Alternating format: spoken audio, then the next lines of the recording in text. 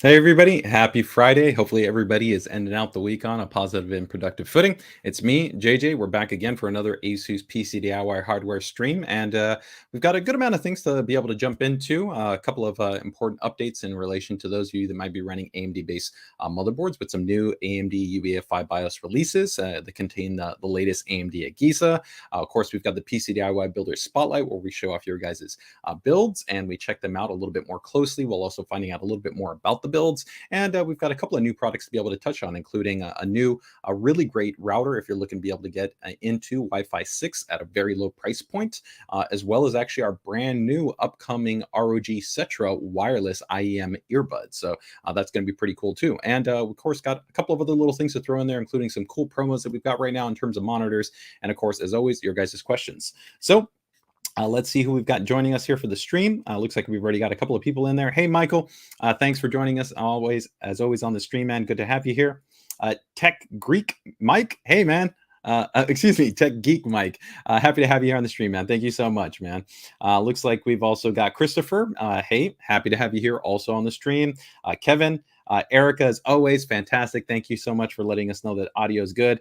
Hey, Dead, always great to see you on the stream as well. So fantastic. Looks like we've got quite a number of people here joining us for the stream as always. That's really, really great. And if this is your first time joining us on the stream, thanks so much, regardless of whether you're checking us out on YouTube, Twitter, or Facebook. Fantastic. So thank you guys so much. So let's get ready to go ahead and kick things off. Give one more hello here. Hey, Rick. Happy to have you here on the stream. Thank you so much. And as always, if you guys have any questions, comments in relation to ASUS's hardware component ecosystem, PCDIY in general, feel free to go ahead and drop them in the chat, and I'll do my best to go ahead and get to them as we go through the stream. So, feel free to go ahead and drop them in there. All right, so first things first, let's go ahead and just quickly touch on some UEFI BIOS announcements. So in terms of the UEFI BIOS announcements, this is going to be probably a pretty big set of UEFI releases. For those of you kind of just wondering, like, what I may be talking about when I'm talking about UEFI BIOS releases, I'm just going to go ahead and throw up a UEFI screen right here. Just for kind of reference, right? But this is pretty much what we're talking about in terms of kind of the UEFI environment, right? So you can, of course, update the UEFI to be able to improve everything from performance, at times be able to improve interoperability and compatibility, sometimes stability enhancements, sometimes new feature introductions. A lot of different things can go on when you update the UEFI. So normally, for those of you not aware, essentially about every Friday, I generally try to consolidate the UEFI releases that we've had over the last week or so, usually about the last 7 to 10 days, and I will post those in the ASUS PCDIY group. Pretty much that will break down all the motherboards that have been updated. This week, it's actually a pretty big chunk of boards. I think it might be over 50 motherboards. Altogether. So I just want to go ahead and quickly touch on probably the ones that are going to be, I think, the most important in terms of kind of giving a little bit of context into why you might value this UEFI update. So first and foremost, it's going to be that if you've got something like this guy right here, the Extreme motherboard, Z690 specifically, we have 3 different motherboards that do support NVLink. So that is going to be multi-GPU configurations. This is a very small segment out of you, but there is, of course, some of you out there that sometimes are looking to be able to, for various reasons, whether it might still be limited game support that might have support for multi-GPU scaling, or maybe you're utilizing your GPUs for benchmarking purposes, or maybe you're doing some form of GPU compute where you can actually leverage both GPUs. There are still segments of users that are utilizing that, such as with like the 3090, which is the only officially 30 series based card that does support NVLink. We have gone ahead and released the corresponding UEFI release to enable the NVLink certification support. So it's important that you have to have not only the UEFI up to date, but you also have to have that corresponding driver. So let's go ahead and quickly just show you what that looks like if you wanted to be able to update to this. I'm going to use the Extreme as a reference. So let me go ahead and just bring up the site for the Extreme here. And then we will jump into the AMD UEFI releases, which is probably going to be a bigger segment of you that will probably maybe have interest in it. Although at the same time, the UEFI releases definitely for the 400 and 500 series of motherboards on the AMD side up are quite mature. So let's go ahead and check this out. So you can see right here, we're right now on the ASUS support site. This is for the ROG Maximus Z690 Extreme. So keep in mind, not all motherboards are going to be NVLink certified under the Z690 lineup from ASUS. Only a limited set, such as the Extreme, the Apex, Glacial. So we have different boards that do feature this.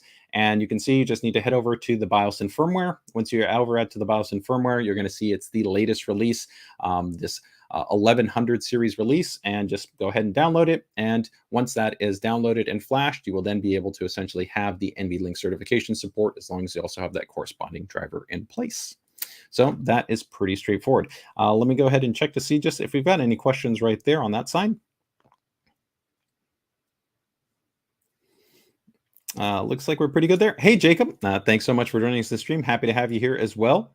And hey, Richard, also happy to have you here on the stream, man. So thanks so much. So next up, let's go ahead now actually probably jump into a broader series of motherboards, which is going to be AMD series. So we've actually got quite a number of AMD series motherboards that will be featuring a newer UEFI release, specifically enabling the newer AMD AGESA 1.2.0.6.b release. So this newer AGESA, again, we've pretty much achieved when we talk about AMD series motherboards, whether you're talking about B450, B550, X570, all those platforms, they are what we refer to as kind of a mature-based platform. They're all very stable, very reliable. There's tons of users that are running overclock configurations without any issues. The last few AMD AGESA releases have really been focused at AMD attempting to kind of fine-tune and improve base kind of microcode support that could improve interoperability for the USB that's part of the chipset. And so I would generally say that for most users, this is not going to be a UEFI release that I would probably say that you should consider flashing or updating to. Some users out there, they always like to just be on the latest and greatest release. The one thing that you always want to keep in mind, though, is that because base microcode can change what are referred to as auto rules, that if you do have kind of very tightly tuned overclocks on your system, whether they might be DRAM overclocks, so you're using DOCP and you're maybe manually tuning your timings, you're enabling things like PBO or curve optimizer. When you change what are called underlying auto rules, which are a lot of kind of the subtle parameters in terms of the way the motherboard works in relation to different settings, that can actually affect instability. It doesn't mean that the UEFI, sometimes people incorrectly classify a new UEFI release as being no good compared to the prior one, which was stable, and that's not actually right. It's just that the fundamental framework that you were building on has changed. So you essentially have to go back and kind of retune for that new UEFI release. So sometimes that delta between the two releases isn't going to be as much, but definitely when there are AGESA changes, there can be a higher probability that you may have to go back and retune. So this is why I'm always cautious in terms of advising that if your system's stable, reliable, it's running great, don't update. Keep entirely running the build that you're running. But if maybe you're one of those users that had been experiencing an issue, then you may want to consider that release. So that is pretty straightforward. So again, I'll go ahead and just use a Crosshair series, although the Crosshair series actually received this update, quite a bit earlier than some of our other boards right now. I'll go ahead and see if I can pull up this board here and use this just kind of a reference again for the AGESA update.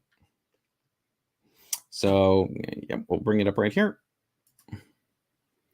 Okay, so here we've gone ahead and headed over to the ROG Strix B550-F, right? And you'll see right here that it has gone ahead and been issued, right? So you have the 2603, and you'll see right there that there's the AMD AGESA. This is 1.2.0.6, right? Now, one important note right here is you're going to see that this is a beta release. That means it is not a formally finalized or validated UEFI release. This generally essentially doesn't mean that the build is inherently not stable. It just means that it hasn't completed our full extensive validation. So when you have a normal release, if we go down here and I go to show all, you'll see that one of the prior right here, this 1.2.0 patch C, this is non-beta. So this would be a formal release. This is what I generally recommend to most users.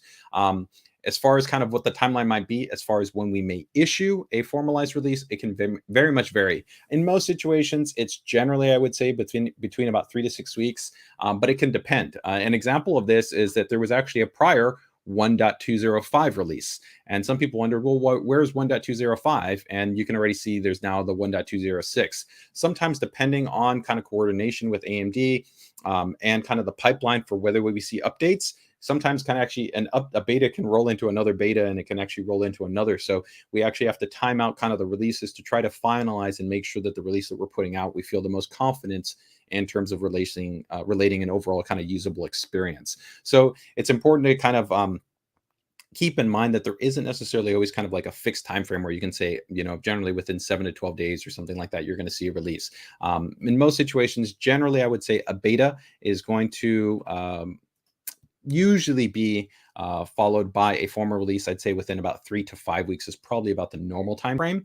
Whether or not it will be the same release or could actually even be a newer build, that, like I said, can be variable many factors. But as I've noted, right, the current kind of AGESA builds that are already out there are quite mature and quite stable. So for the majority of you, it's not going to be something you have to worry about. But again, if you're interested in updating to this release, then it will be linked in the PCDIY group. So I will go ahead and drop that link right now in the chat if anybody is interested in essentially checking out the group. All you have to do is just go to the announcement section. It'll have an entire list. And I can show you what that looks like. So give me 1 second here, guys. And I will drop this into the chat as well. So here you can see we are at, this is our ASUS PCDIY group. If you head over to the feature tab, you'll see that we have featured announcements. And if we keep scrolling down, we're going to see that there, you can also search for it via hashtag, but you'll see actually last week right here, February 7th, I had an entire list, right, which included, you could see Z490, Z590, Z690, it's a B series and H series motherboards. And then if you scroll down, there's actually a lot of good notes in here as far as like things that you would want to keep in mind in terms of flashing your UEFI, but all the motherboards that did receive corresponding UEFI releases. Okay. So if you want to check out that list, just join the group and you'll be able to go ahead and be kept in the loop as far as all that goes. All right, guys. So that covers us there. Let me see if we've got any questions there.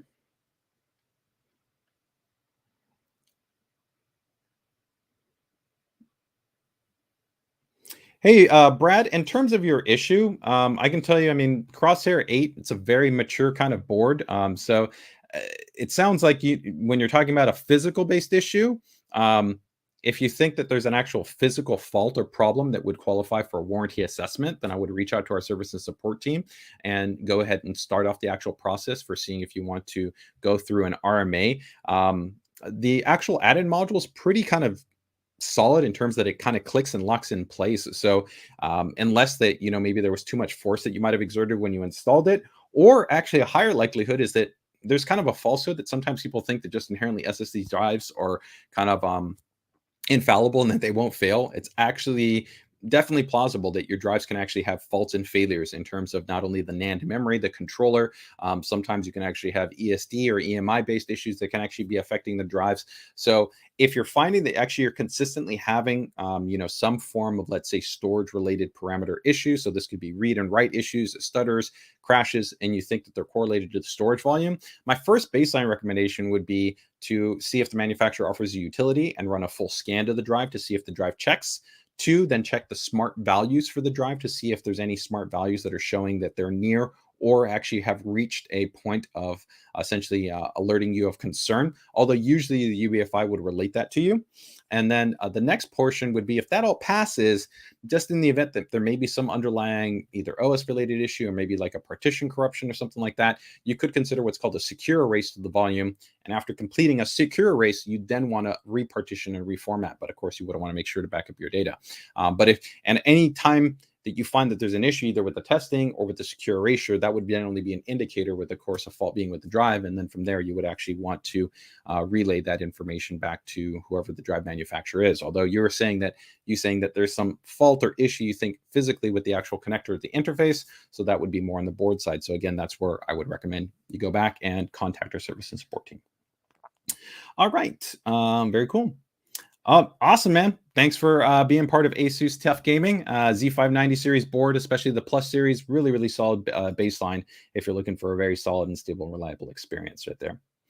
Okay, so let's go ahead and see if we got any other kind of quick questions right here. So go ahead and get ready to jump up. Hey, Sneff, happy to have you here, man. Thanks so much for joining us here.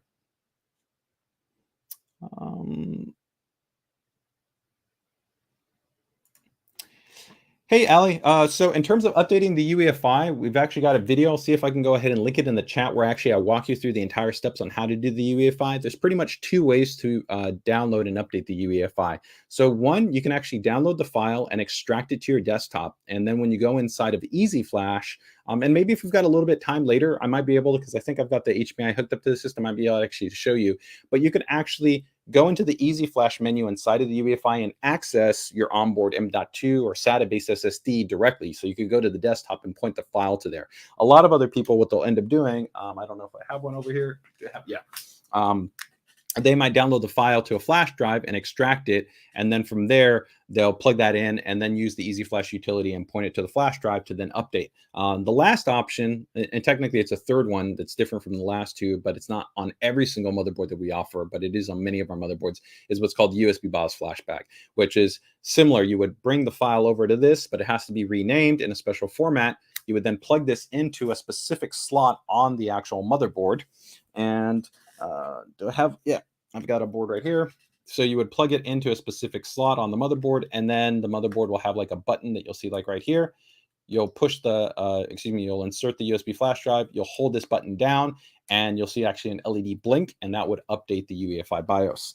So there's three different ways to do it, but I'll see if I can go ahead and link that in the chat. So if you're interested in going through the process, you can. But again, you only really need to update the UEFI if you're finding that there's kind of a specific point of concern that you feel that the UEFI would address. Okay.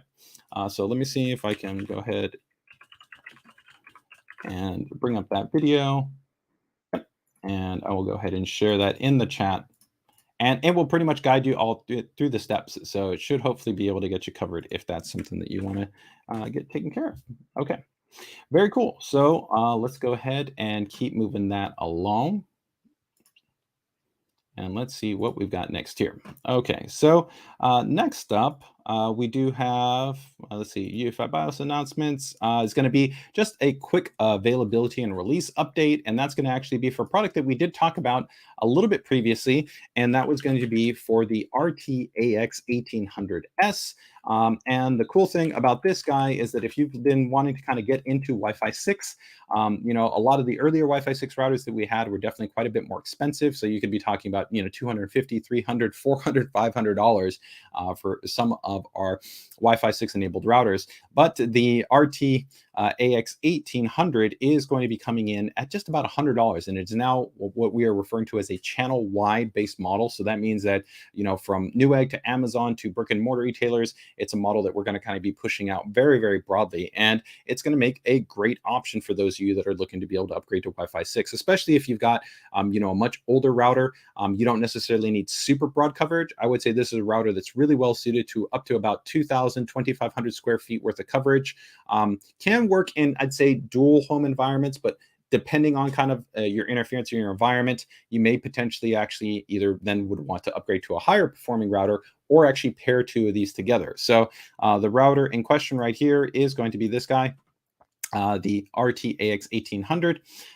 And this is, like I said, a Wi-Fi 6 based router. And in terms of the actual band support, this is a dual band based router. So it's going to have two bands, 2.4 and 5 gigahertz, and 1200 megabits and 574 megabits respectively for the two different bands. You'll see right here, you've got a 2x2 configuration and a 2x2 configuration for the 5 gigahertz.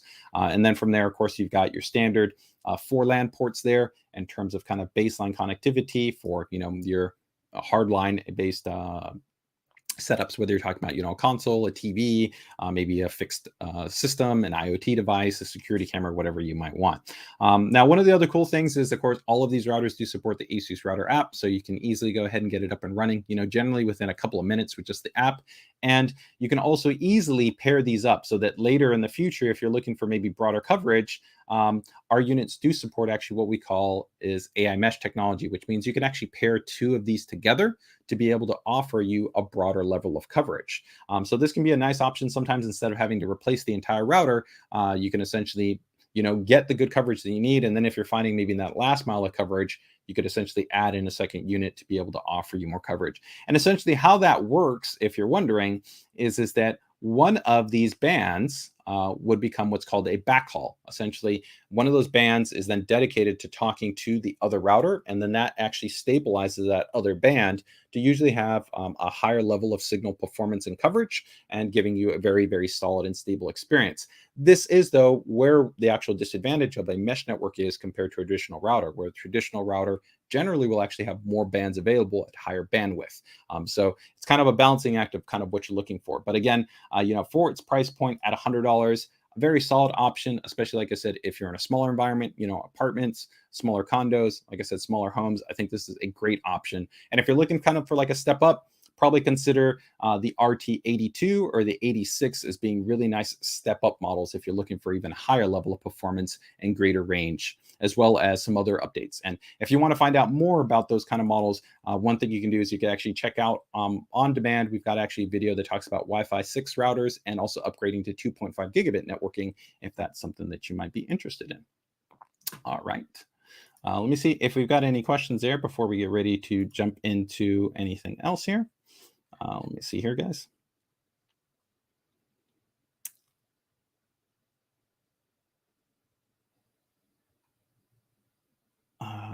Is there any chance for...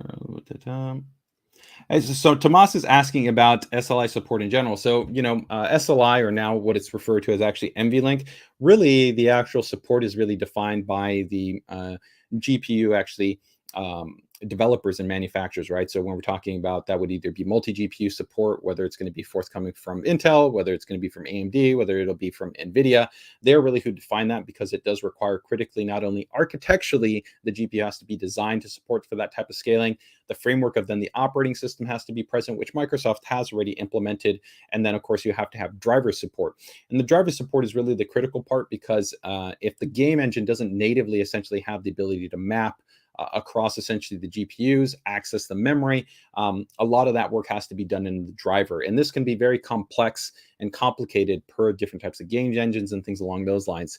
And historically now, as we've seen the GPU performance get even stronger and stronger generation to generation, there have been, I think, less value at needing to necessarily have that. Although you could definitely argue that with the ultra high resolutions and the refresh rates and the demanding nature of high-end PC-based, gaming, that there could definitely be merit to it. It is something that right now is fairly limited. So, if that's something that you really think that would add value, my recommendation is definitely reach out to the GPU manufacturers and let them know you want to continue to see that being supported. But as of right now, on current GPU configurations, as I noted, really the only GPU on NVIDIA's current stack that supports it is the 3090. None of the other GPUs in the lineup support an NVLink based configuration, a multi-GPU configuration. So, really over 90% plus of the market is running one graphics card. And that is actually true even back when you had multi-GPU configurations.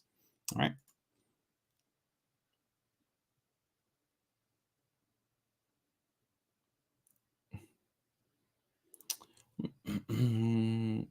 See if we got any other questions right there. Hey, Chris. Yes, is the Z690 Glacial board been available? Yes. So it has actually been available. It has actually sold out a few times, but it is actively kind of been working to actually put out in stock. It's actually one of the most challenging motherboards that we have in terms of actually producing in coordination with EK. You kind of have to account that it's a very complicated process. Literally, there's multiple hours that it takes to literally actually machine just the Uber block alone, and then it actually has to go through a very extensive qualification process to actually ensure that it meets the criteria that we would want for that motherboard when we pair it together with the actual board itself, in terms of the PCB, the onboard componentry, and everything like that, because it actually comes in two different parts. So there's a production, essentially, that requirement that comes from EK. And then there's the production requirement from our end as ASUS. And then there's kind of that integration of it all coming together. And it's definitely one of the most challenging products that requires essentially an extensive amount of, like I said, time to be actually produce the board, and then also meet a criteria that what is produced has to actually meet that. And that's, what you would refer to as a yield, right? That the yield has to be of a sufficient quality across all the different markers of what we would find acceptable, right, to then be sold to you. So that is part of the reason why it's such a high costly product. And then also, of course, when you consider all the challenges that right now there are in terms of production relative to kind of the marketplace, that also adds a little bit of complexity to it. But it is a product that is actively out there. So, my best recommendation to you is continue to monitor the respective e-tailers that you're looking at, and you should see it pop back up. Another thing you can do if you want is that if you're part of the PCDIY group, tag me in the group, and I'll go ahead and I'll check with our product management team to see if I can find out when our next active refresh will be to our channel partners, to kind of give you a little bit maybe more of a targeted timeline when you might actually be able to pick up that board. Okay. Okay. Very cool. All right. I think that covers us there. So let me see if we had any other questions that pop in there right there. Hey, Michael, no other news in terms of anything else that's new on that side, so don't worry. Hey, RT, yes, we actually did just talk about the new UEFI releases in terms of the 1.2.0.6. So essentially any of those releases, whether they're beta or formalized, have already gone ahead and been posted. So if you have any questions, feel free to go ahead and join the group, and you can go ahead and tag me or look out, like I said, for the formal announcement post, which will be going up a little bit later. But otherwise, the big update was essentially helping to communicate that we do have that 1.2.0.6 AGESA release that has gone out for a wide number of our AMD series motherboards. But as I noted, Dark Hero included, all of really the 500 series motherboards and 400 series motherboards are quite mature. So you're really not necessarily going to see a large difference. And there are some users out there that have kind of a misunderstanding or misexpectation, that sometimes thinking that there's a problem with a motherboard when it's actually, I don't want to say a problem, but it's a limitation of the platform. A very good example of this is, for a pretty good amount of time, I saw some users, kind of a vocal set of users in kind of the community, think there was inherently issues with Infinity Fabric and high memory speeds, and waiting for some magical UEFI release that would make it better. It doesn't work that way. Overclocking margins are overclocking margins for a reason. There's a reason why memory, take for instance, is standardized at a frequency when it's produced by let's say AMD or Intel, when you talk about the memory controller, right? So if we talk about a current generation platform like AMD, it's 3200 megahertz. It's not higher than that. It doesn't mean that the memory controller can't support higher frequencies. In fact, it can support much higher frequencies. But the reality is that it can't be guaranteed. And especially then when all of a sudden you start to push another value. So you're not just pushing the memory divider, but you're also pushing the Infinity Fabric. You're now pushing two things. And some users want to even push three. So they want to do PBO, they want to push Infinity Fabric, and they want to push DRAM. And they want to think that none of that is going to affect each other. And that's not the way the overclocking works. Actually, the more that you actually tend to overclock every single one of those, you actually can actually directly affect the actual scaling potential of some other values. So kind of think about it like lifting a weight, right? You might be able to more easily lift a weight on one arm, but then if you decide to go on two arms, you're putting overall kind of more just stress across the entirety of your body, right? So it can become a bit more challenging. And very much that's very kind of similar. So it's important to really kind of understand what it is you're trying to achieve, or you think is going to be achieved with the UEFI release, and then weight that against the platform, how the platform works, what the scaling is, and things along those lines. And if you're wondering about those things, a great place is to ask about that in the group, or if you're wondering more specifically, feel free to go ahead and ask. But hopefully that answers a question that you might have right there. All right. Before I go into my next thing right here, some people asking right here, when are AMD boards getting white Glacial? So, the Glacial was a concept-based board. I think, in design and development, it was design and development for over a year and a half for the very first test concept before it even released on the Z590-based platform. At that time, you have to kind of think about it. AMD hadn't even released 5000 series. They were only transitioning to 3000 series. So even from the highest end top performance gaming level, Intel was still that. And because of the development timeline, that's where it made more sense to make the investment in it.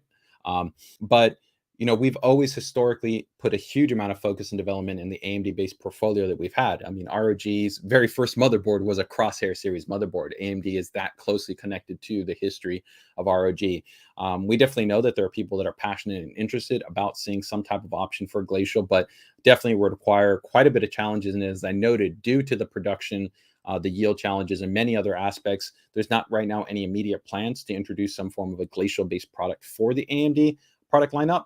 We've already spent quite a bit of effort to refresh multiple boards multiple times on AMD, including, not only the recent introductions of things like the Crosshair 8 Extreme, but then, of course, 4 new boards under the quote-unquote X570S refresh, which is a passive-based refresh.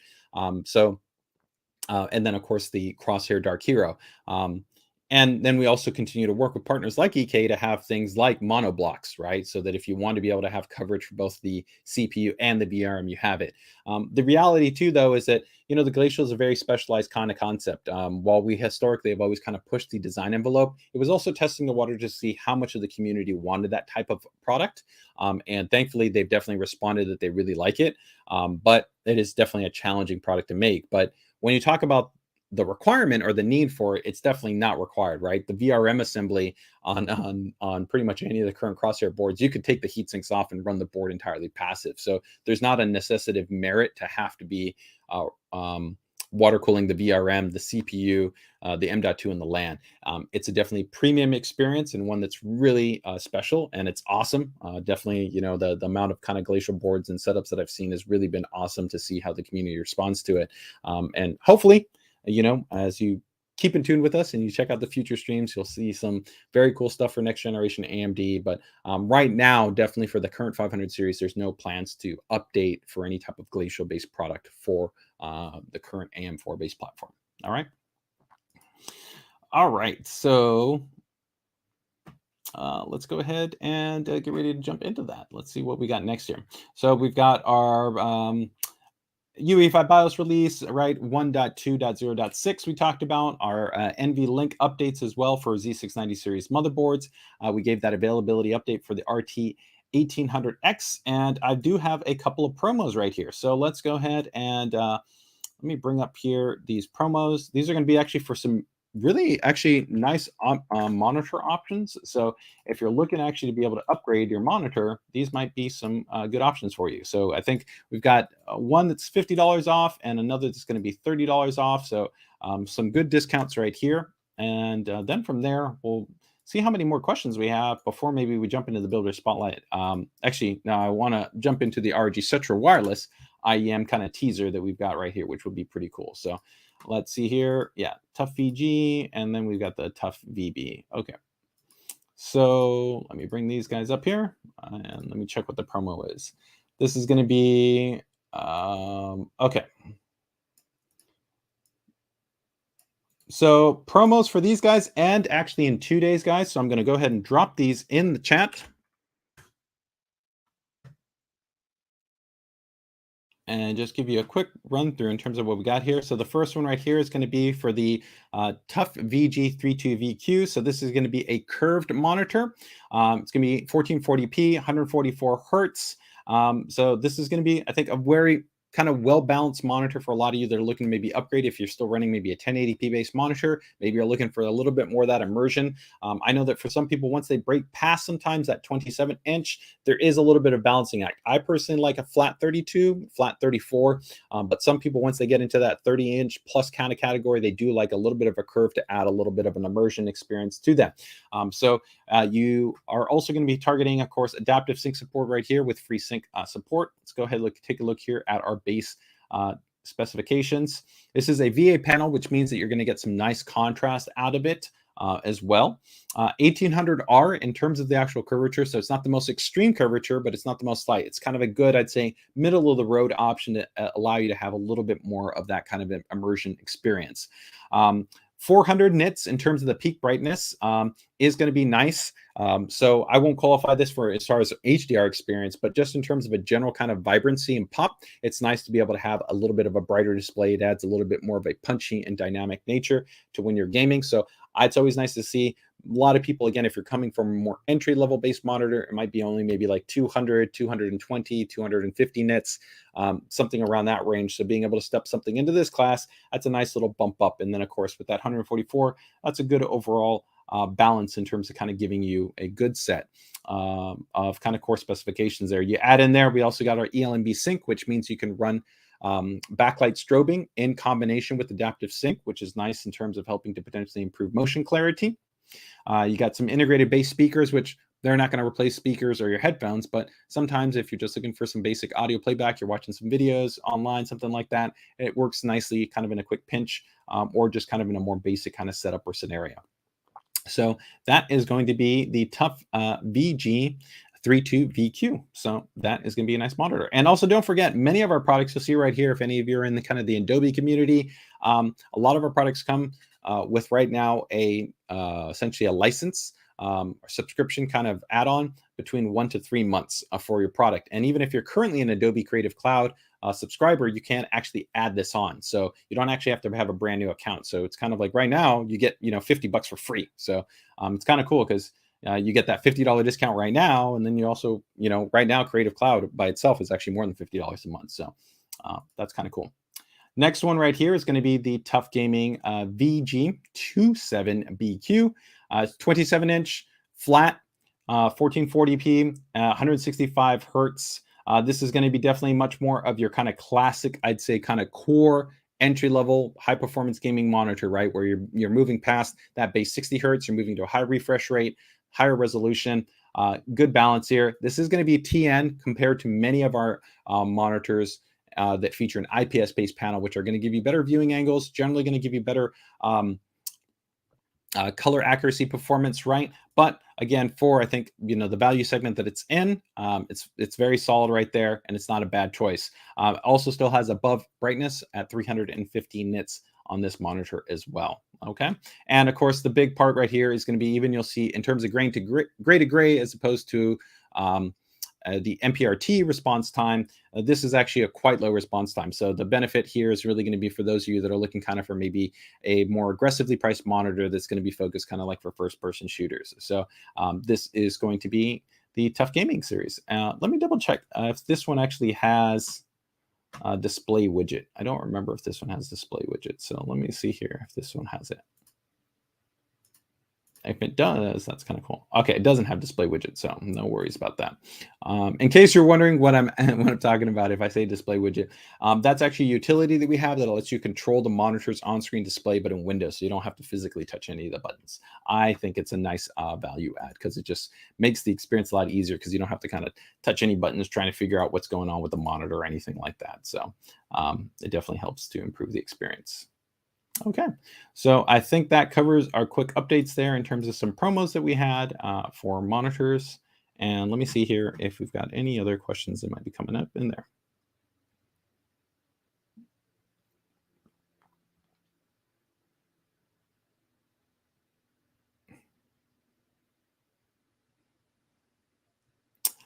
So, I think that very much depends. A lot of that I think is very much dependent on your field of view and kind of the distance that you have in terms of a setup. I think probably for a lot of people, 27, 28-inch works really well. 32, I still think can fit very well for people that have generally come adjusted to a 27 or 28, but it'll probably take you a couple of weeks, yes, to get used to a little bit of the size, but you do still need a sufficient amount of distance. Generally, the rule of thumb ergonomics, right, is that you want to be able to have your entire arm out extended and not touch your monitor. So if your monitor is like right here, it's too close to you, right? You want to be able to essentially have your entire arm out and then still have the panel be sitting behind that, right? That's a key thing in terms of just giving yourself enough kind of a comfortable field of view. And sometimes in terms of just adding a little bit more space, an easy way to be able to do that is maybe have a C-clamp. So put that on the back of the monitor and then rest that there on the monitor, or maybe put it on an arm to be able to even give yourself a little bit more space so that the monitor pulls back to give you a more comfortable field of view. In that situation, I would say more often than not, than generally, a lot of users would be able to go ahead and adjust to a 32-inch display. But for a lot of people, definitely that 24 to 27 inch has become kind of a sweet spot, regardless of whether you're talking, 1080p or whether you're talking 1440p, or even for some people that really want very pixel dense space displays, even 4K at 27 inches. So, all right. So I think that gets us covered right there. Hey, Philip, I'm not sure as far as like what your specific question is right there. We've done actually a couple of extended streams that go directly into the design and the feature set of our graphics cards. Of course, when we talk about anything related to pricing, it's difficult to define price in respect to just the total design of a product, right? Especially within the current marketplace, because you have to account from everything from shipping, logistics, production, labor, so many different facets, right? Which over the last, really the pandemic era has added actually a lot of complexity and cost challenges to the production and overall supply chain, right? And you've seen this kind of unilaterally across the industry where it has caused increases within different products, right? So, but historically, right, if you talk about the feature set and the design of our products, right, we do have different series of products, right, to try to align with different types of budgets. I don't like using the word budget to mean low cost because that's not the way the word was defined, right? Budget can really mean, everything from $500 to $3,000, right? It's just a budget. But we have multiple series of graphics cards. We have the Turbo series, we have the KO series, we have the Dual series, we have the Tough Gaming series, we've got the Noctua series, we've got the ROG Strix series. And we even have the ROG Strix LC series, right? So these are all different cards, and they're going to come in at different price points respective to different GPUs, and they carry different features and functions. When we take a look at, see if I think I might have one over here. When you take even a look, though, at something like a card, right, there are a lot of ways that we as a manufacturer do try to improve the production quality. And it's not just the GPU that you're paying for, right? So an example is we were the first manufacturer, and right now still the only manufacturer that unilaterally utilizes what's called SMT production and graphics card design. That means that the GPU, all the core components are actually placed through robotic assembly. So we actually go in and actually a system goes through and places everything robotically. And then there's actually specialized SMT production processes where we scan everything and verify it. And this allows for more precise, consistent, and accurate production. For me, if I'm spending money on a $400, $500, $1,000, $2,000 graphics cards, I'd like to know that I'm getting the best in class production processes that are available, as opposed to, companies that might still be using people to hand place components onto, the graphics card, right? There are other nice little subtle things that we've done where, like on our Strix series, they feature customized higher end power topologies, right? Which give you higher power targets. They have higher what's called TGP and TBP board limits, which allow for actually higher levels of performance. There are other things like we'll have specialized microcontrollers that are built onto the motherboard, which actually allow for voltage monitoring for the PCIe power connectors. So when you actually connect it, it's not just you get a little LED. We were the first ones to do that, but give you an LED that lets you know the power is connected. But there's actually a circuit that will monitor the voltage that's coming into the graphics card. When it comes into the graphics card, we actually can detect whether or not there's actually a deviation in terms of the voltage. So if it actually exceeds maybe 10% of the operating ATX spec voltage, the LED will actually sequence on and let you know, hey, you could potentially have an issue with your power supply, or maybe your cabling, and maybe you actually want to look at that and address that issue. So there's a lot of subtle things that we've done. Some are very kind of visible when you talk about a really big, robust heatsink assembly and fan assembly and the power delivery, which a lot of people talk about. But then there could be other smaller things that go into the design and development that are also part of the increase. But that's why we'll have, a card like the Tough Gaming series, the Dual series, or the Strix series, right? And they could all be 3070s, but they will all have different design elements, right? But even within that, like a cool thing that I talked about there with the SMT production, or what we call our auto extreme production process, that applies for every single one of our graphics cards. So it doesn't matter whether you bought our cheapest, most entry series graphics card or our most expensive graphics card, they're all produced to the same degree. So maybe that gives you some insight. But if you have more questions, feel free to tag me in the group or take a look at some of our dedicated streams that we've done that highlighted our GPU, where I go more into kind of the specific design elements of our cards. Okay.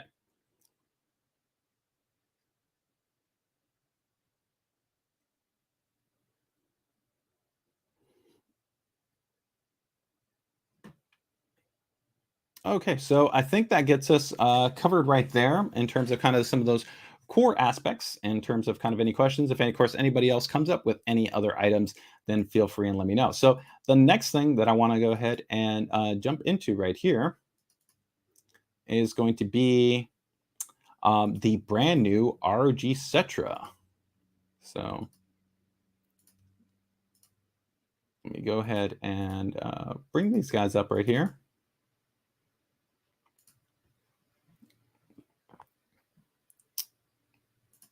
me see if I got the. Give me one second, guys. Here we go. All right. So this is going to be one of our new updates to our actually audio products, right? And so you'll see right there, there they are. They're installed, well, not installed, but the user's wearing them right here. So these are going to be our first ROG True Wireless, or sometimes referred to as TWS, essentially earbuds or IEMs, in-ear monitors. So these are going to be coming out a little bit closer, I would probably say, towards the very end of March. Probably in terms of availability, might not be available until the very end of March, or maybe the very beginning of Q2 timeframe. But these are going to support 10mm Essence AirTune drivers. They are going to have a dedicated app, which will actually support virtual surround, customizable EQ. They'll support quick charging, whether it's Qi wireless charging, as well as fast USB-C charging with the included case, where you could have, I believe up to 90 minutes just via 10 minutes of a quick charge on the unit. And so they're going to also, of course, have a very ROG-based design aesthetic. So let me go ahead and pull up some of the other images that I've got here for this. And we'll take a little bit closer look, and we'll take a look at some of the other kind of core features and functions on these wireless units here. And this is kind of to supplement, I would say, the additional the current kind of wireless products that we have, where we've got the ROG Strix Go 2.4, which is an over-ear headset, and then we have the ROG Strix Go BT, which is also another over-the-ear headset, but also supports Bluetooth. And then now here we'll have the ROG Cetra True Wireless units. So let's go ahead and take a look at these guys right here. So you can see this is going to be the cool little carrying case that it comes with. It's got that nice little kind of RGB vibe right there. Nice, of course, little design aesthetic right there. Looks very cool.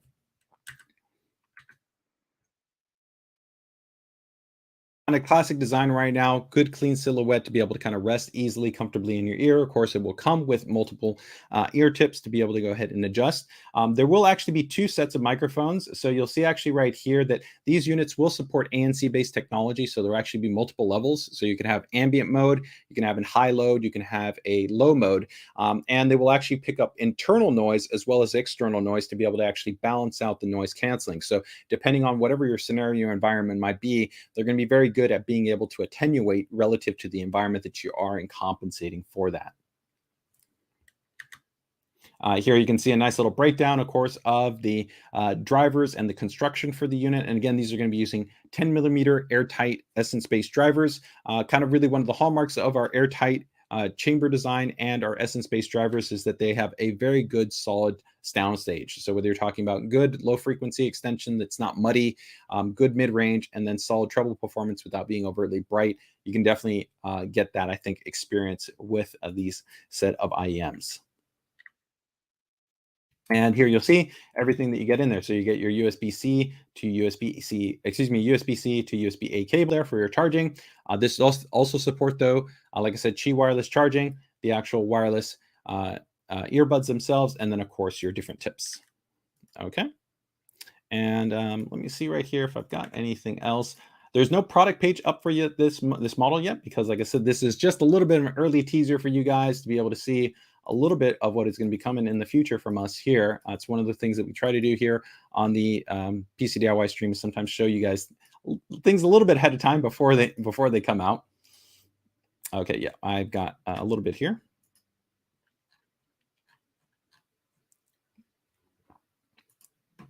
And so here you'll see a little bit more information. So one of the other things right here is going to be that they do have IPX certification. So that is going to be essentially water resistant. So again, if you're going to be using them for, running, heavy exercise, or maybe, just lightly getting out there in the rain, things like that, you're going to be okay. You don't have to super worry about that in terms of them potentially being damaged.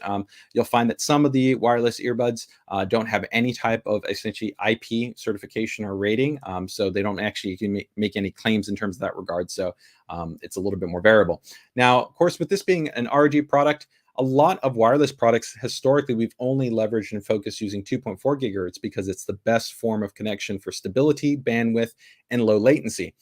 Here, On the products that we have enabled Bluetooth, they have used essentially a Bluetooth adaptive technology, which does support low latency operations so that you can have good quality synchronization for your video or for your gaming experience. So that was one of the hallmarks when we introduced the ROG Strix Go BT over-ear headset, and this will be the same option. And here there'll also even be a specialized option within the software or app that you can enable for essentially a low latency mode to further improve that experience. Okay.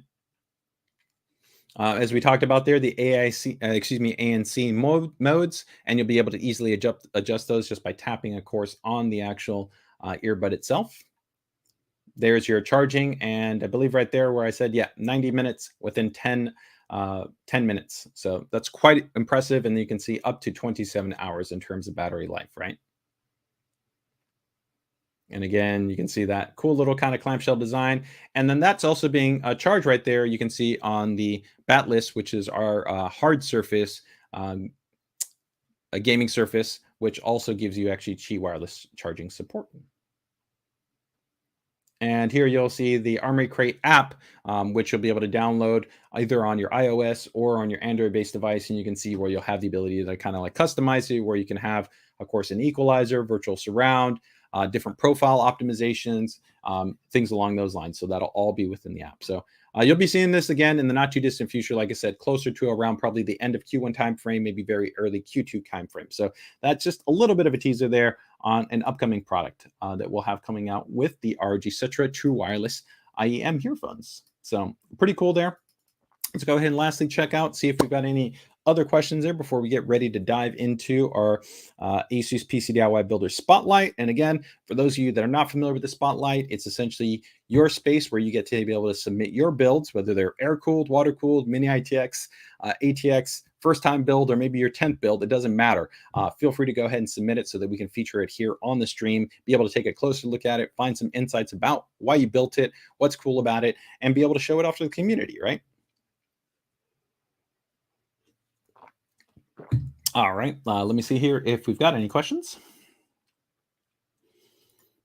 Hey, Puppy2K Gaming, thanks for joining us here on the stream. I'm doing good, man. Hopefully you're doing good and you're going to be having a positive and productive weekend, man. Christopher, we actually have a couple of different products that have 10G enabled base configuration. So it depends on which product we have. We have routers, we have dedicated add-in cards, we have motherboards that have 10G. For many of the actual 10G products on the motherboard side, they're using an actual an ACQ-based 10G enabled chipset. As far as the option, generally you're going to find that for Intel, their 10G based solutions are generally server grade solutions. So you generally more find that commonly within, let's say, like our server or workstation class of product, as far as those type of NICs being built in. Part of that is also because they might have more specialized functions that are specific to more advanced network environments, such as maybe additional support for out-of-band management options and things along those lines. Okay.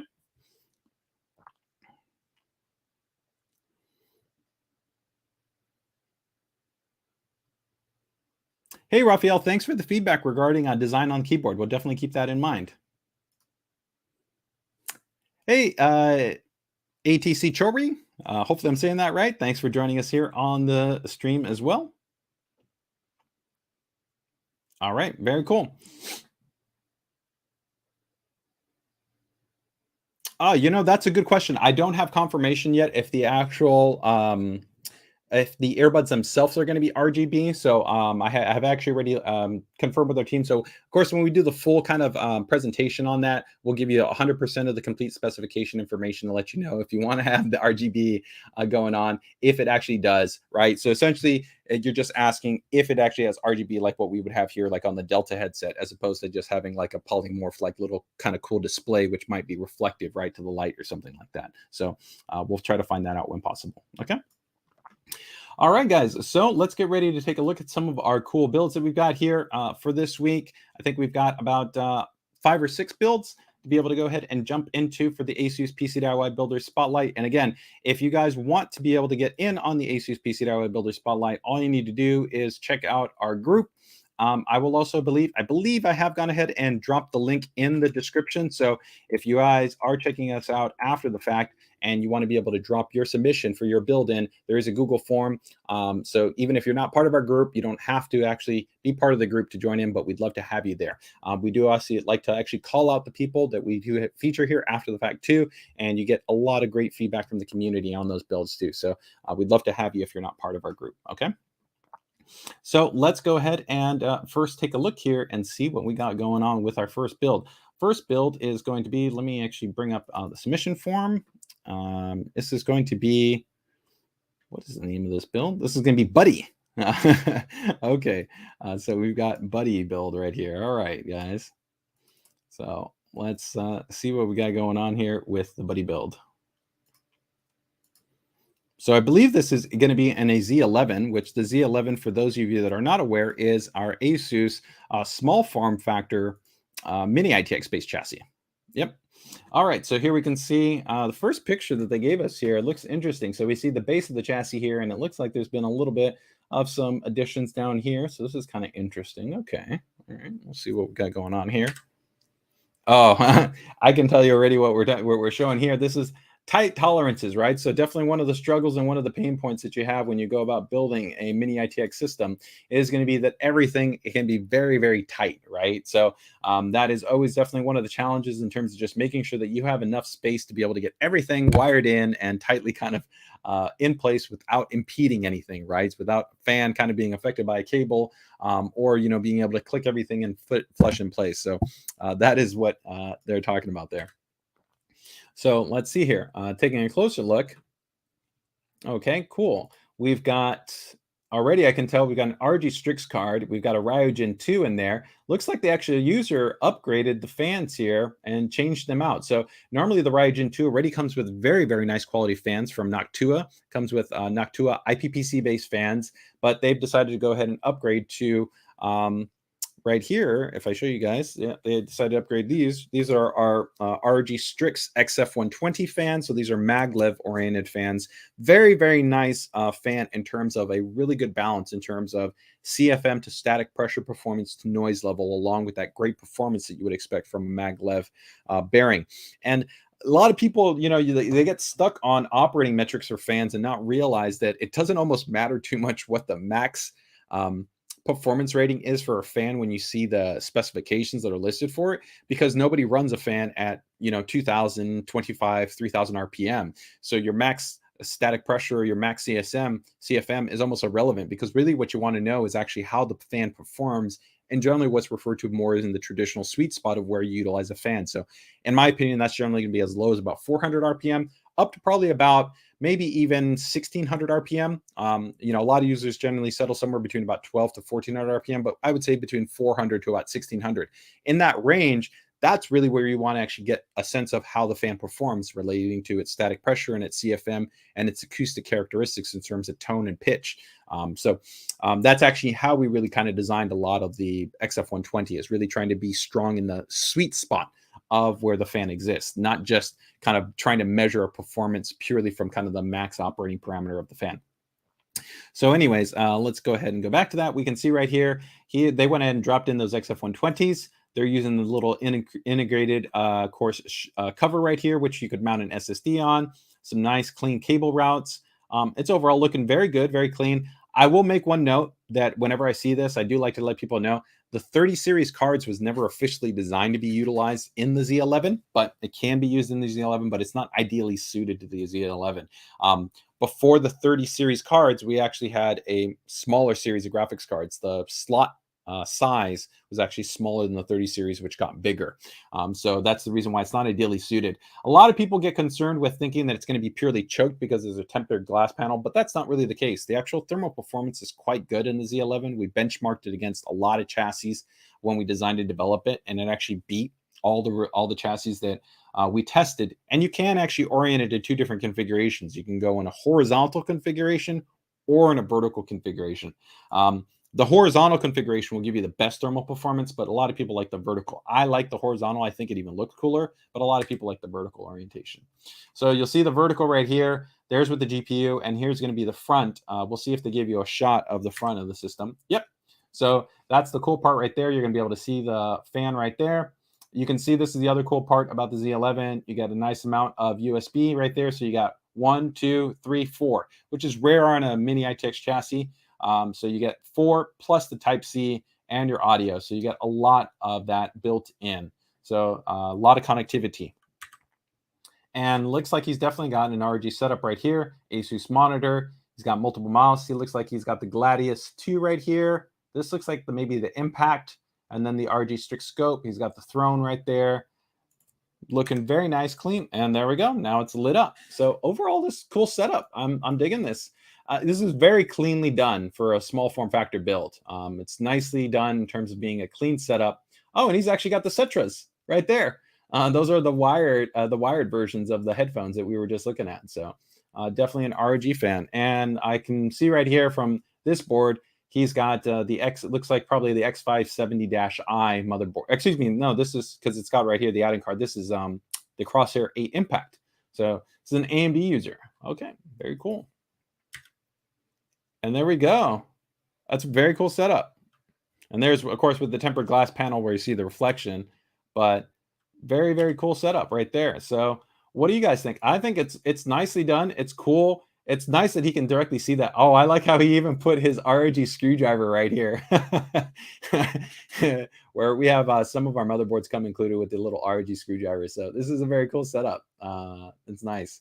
And then, of course, that big old display that you've got on the Ryujin 2, right? Which gives you can put all kinds of stuff. You can have up to 4 different stats. You can have your own animations, your own pictures, all kinds of different stuff going on in there. So cool and well done. Let's go ahead and bring up his submission form and we'll see what we got going right here.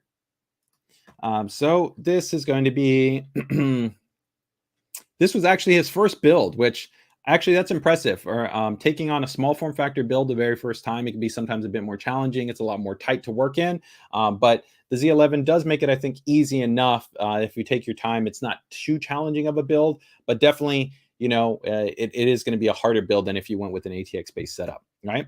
His theme was ROG. 3 words to describe his build was simple, clean, and elegant. The name of his system is Buddy. That's cool. And so, yes, I was right. It's a Crosshair 8 Impact, so a mini DTX board. He's running Ryzen 7 5700G. That's an interesting choice in there because that has the main benefit of the 5700G is the integrated graphics Radeon core that's on there.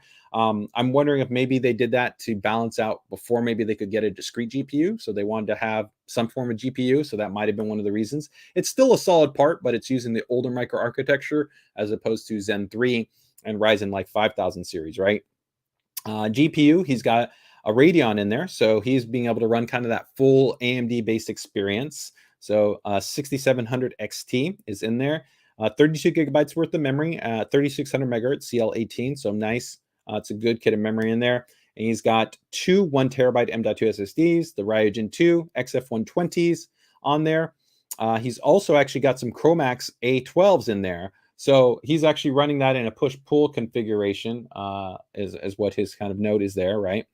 850 watt Thor power supply, which you can't see the PSU because this has the PSU shroud. So I might have only gone with just the Strix version of the power supply as opposed to the Thor because you can't see the OLED display, but still a great power supply. Z11, and then he's got a little LED strip that he added in there. And then, of course, all that nice supplemental ROG hardware that we talked about that he's got in there. So overall budget was about $4,100. He predominantly uses this actually for 3D rendering projects. So he's using this more for productivity, not really for as much gaming. He'd like to maybe upgrade the memory to 64 gigabytes as opposed to 32 gigabytes. And also maybe upgrade to a FreeSync Premium display, our XG27WQ monitor from what he's running right now. Took him about 9 months all the way. So he had to save his allowance as far as his money to be able to get the system together. So it took him quite some time to be able to get that all together. And he predominantly uses it for school, architectural apps like 3D modeling and rendering. He does do some gaming though, CSGO, Shadow of Tomb Raider, some football games, and a few other things. And his favorite feature is Armory Crate so that he can easily monitor his system and control all his RGB lighting. So very cool, man. Thumbs up, man. Buddy, I think his Buddy's a nice system, man. It's clean. It's well done. It's not a bad setup, man. And definitely for a first time build, nicely done. Let's see. For style, yeah, I definitely think it's nicely done. So Kevin says, how would the DAC on the ROG Throne compare to the audio on the Apex motherboard? So the a tricky question, right? Because the isolated audio design on the Apex is analog focused, right? So you would first and foremost have to use an analog headset to benefit from that, right? So if you had anything that's USB based, like take for instance, like the Deltas, or anything that's connecting to a digital input connection, excuse me, a digital connection on your system, you're not going to be using that isolated audio design. The same thing is going to be that case on the Throne. The Throne, while it has that ES Saber DAC and amp built into it, it has that analog based connection. So you would have to be connecting that. Now, how much of an improvement? I would say that you're going to get a nice little bump up. I'd say in the lower bass range, it's going to be probably a little bit clearer, a little bit more separated, a little bit more defined. There will be a bump up in terms of the volume level. As far as a noticeable uplift, I wouldn't say that it's going to be a significant, because while the Apex specifically doesn't have the ESS Saber DAC that all the other ROG series motherboards have in that lineup, um, it's still a very good quality codec, and it still has an onboard Savvy Tech amp in there that gives you a nice little punch up in terms of the volume. So I'd still say it's a good value. You could kind of tease it out and try both and see if you could kind of nuance the differences there. If you've got a decent pair of headphones that are, like I said, analog based, then I would probably say I would favor using the Throne as opposed to the integrated audio that's on the Apex, just because you would get, like I said, a little bit more of that benefit from there. But I would say when we designed it, the main benefit was really more so is that the Throne could be used for a lot of different users, right? They could be going to an older system that doesn't have as good onboard quality audio, right? Like what your motherboard does on the Apex, or they're connecting it to a laptop or any number of other scenarios. So it was kind of like trying to add this value proposition that the Throne wasn't just giving you, USB hub, but it was also giving you improved audio. It was giving the RGB lighting, and you could also put your headphones on it, right? So hopefully that answers that question. Okay, so let's get ready to check out our next build right here. And this one is going to be coming from one of my absolute favorite builders, somebody that I consider in the masterclass category when we talk about a modder and a builder in the game. And that is going to be none other than Snef. Absolutely one of my favorite builders. Their aesthetic, the fit and finish, just the overall execution is outstanding. And always when I know that I'm going to see a Snuff build, it's going to be a fantastic build just through and through. It doesn't matter what he does. An amazing builder, amazing modder. So credit due where credit is due. So let's go ahead and take a look here at, I believe, Fire and Ice. So let me see if I've got this submission form up here for this one. Looks like I need to add that one. So give me 1 second right here. And get this up here. I believe it should be Fire and Ice.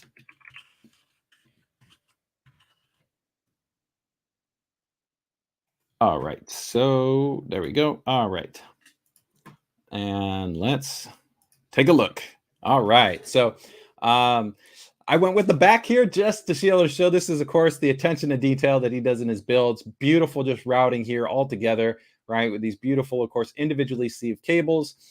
These nice dedicated runs and bridge combs right here just look fantastic. The nice black and red aesthetic, where you can see even this looks good, and we're just looking at the back of the system, right? And then now let's move over to the show, right?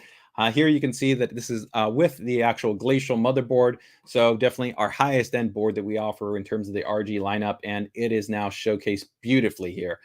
So the thing I really love here is just the overall kind of the theme and the composition. So one of the beautiful things about the Ultra block that we have here on the board is that it has this high level of reflectivity. So the cool thing is that even without RGB lighting, if you know how to play with that reflectivity, you can add to the aesthetic, to the look to the system, right? So you can see how you're getting the reflection from the hardline here and from the on the board. That just gives it another layer of kind of a visual. And also, this is appreciated here because he went with a horizontal based mount as opposed to a vertical mount, which I think would have cut off the beauty of the line of how the board swoops down from the top down to the bottom, and also would take away from some of that reflectivity, and even giving you this nice little eyelet down into the bottom portion of where the block is visible, right? So then these really nice tight clean lines running into the distro right here at the top, leaving everything exposed, really nice and clean, beautifully done.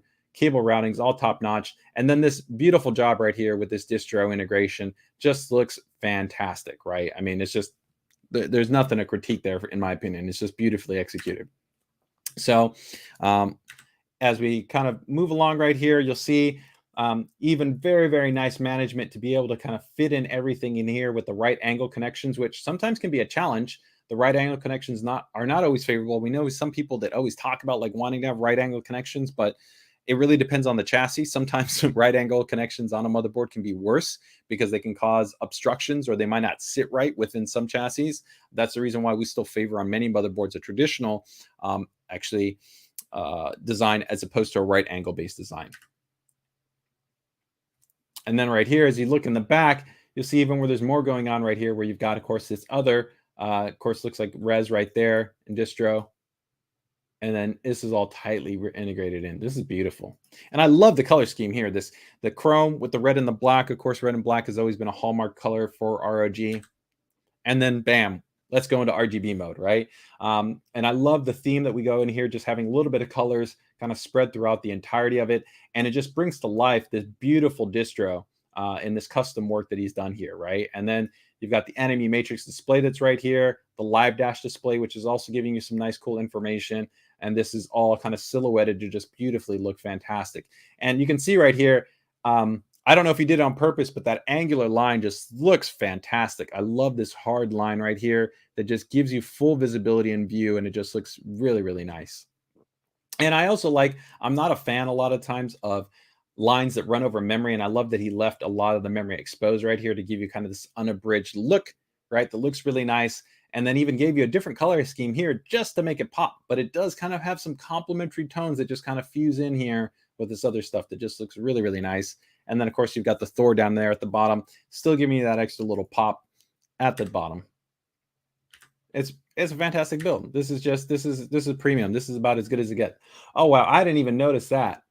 That's stunning. Look, so the reflectivity that goes down here, where you're seeing that that's reflected from that portion right there.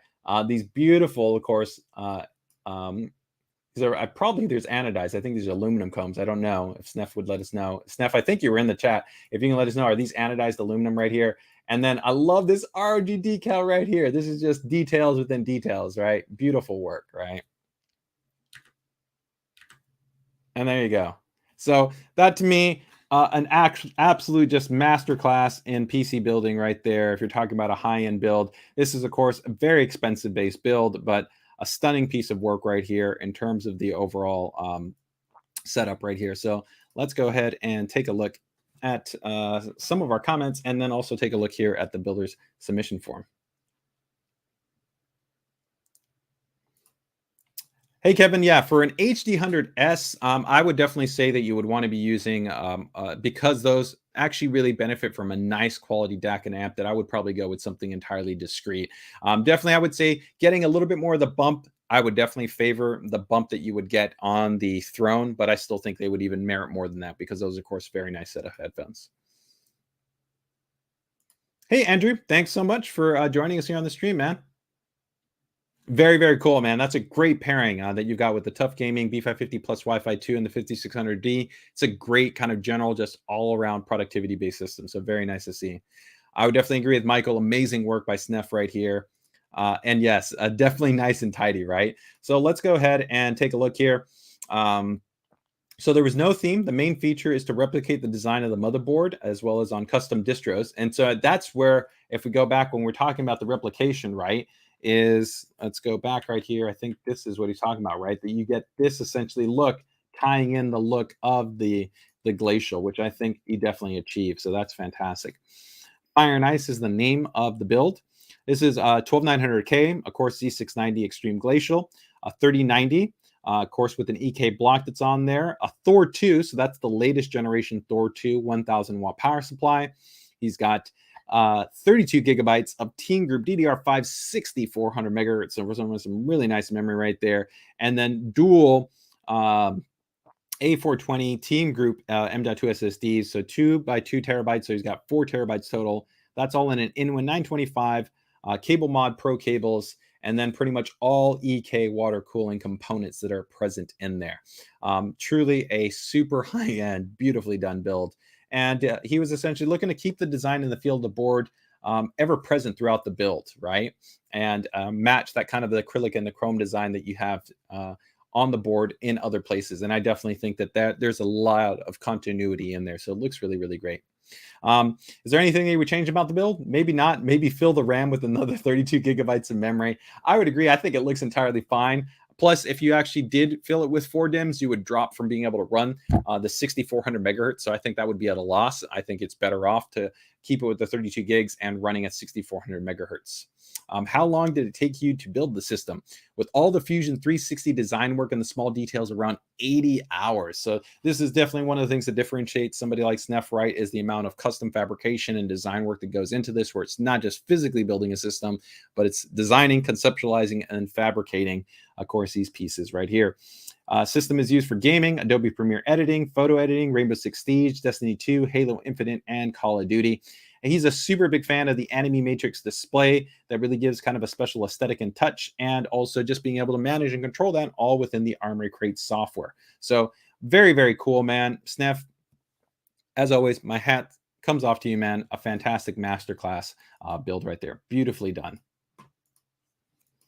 All right, so let's go ahead and take a look. I would 100% agree. Definitely a work of art right there. Oh, very cool board, man. The Z690-G, that is an awesome micro ATX based motherboard, right? It's a micro ATX board, but it is seriously packed in terms of just features, functions, design, and performance. It does not really compromise at all when you talk about a serious board on the micro ATX side. This is what he's talking about right here, this beautiful board. It's a fantastic, very, very beefy board. You've got one M.2, two M.2s, three M.2s.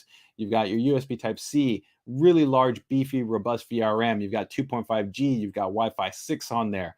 Great overclocking support, multiple RGB headers, discrete isolated audio design. I mean, this is a very, very beefed up, nice board. If you're going for that kind of smaller, more compact, high performance micro ATX based build, it's going to have a great experience, man. Robert, thanks for being Team ROG and Team Strix, man. Best of luck with the build. All right, let's go ahead and get ready to take a look here at our next build. Let me see what we got. Next up, we've got no name for the build. This is going to be from Chuck, I believe. And this is a pretty cool build where we've got a multi-monitor surround setup also on this guy. So let's go ahead and get this up here. Give me 1 second here.